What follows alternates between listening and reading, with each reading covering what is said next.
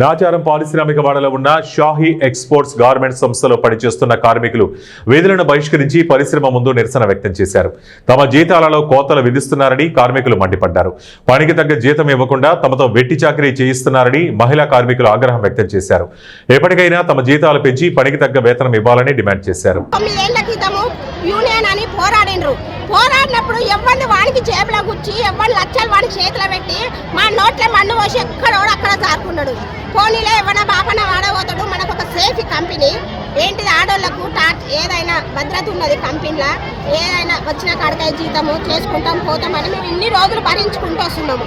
ఈ రోజున మమ్మల్ని మనిషి కింద కూడా లెక్క చేస్తున్నారు. ఎవ్వరు ఒక్క ఊడ్చేటోళ్ళు కూడా మమ్మల్ని లెక్క చేయాలి. హౌస్ కీపింగ్ వాళ్ళు కూడా మా మీద చలాయించడం వల్ల పెద్దను అర్థమవుతుందా? హౌస్ కీపింగ్ వాళ్ళు కూడా మా మీద పెత్తనం చెల్లించిందే. మేము మూసుకొని చూసేది ఎందుకు? కంపెనీ మంచిది. ఆ కంపెనీ మంచితనం పోయినాం కదా మేము ఏం పనికి తక్కువ జీతానికి ఇంత టార్చర్ భరించుకుంటా మేము ఎందుకు చేయాలి పని?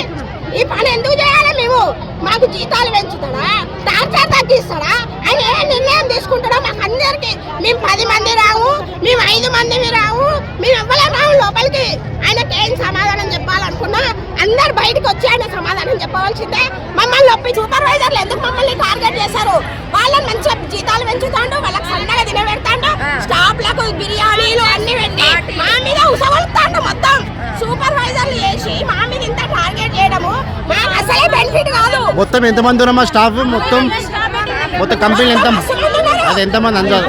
50-60 మంది ఉంటారు. ఓవరాల్ మొత్తం ఎంతమంది కంపెనీలో పనిచేసే వాళ్ళు?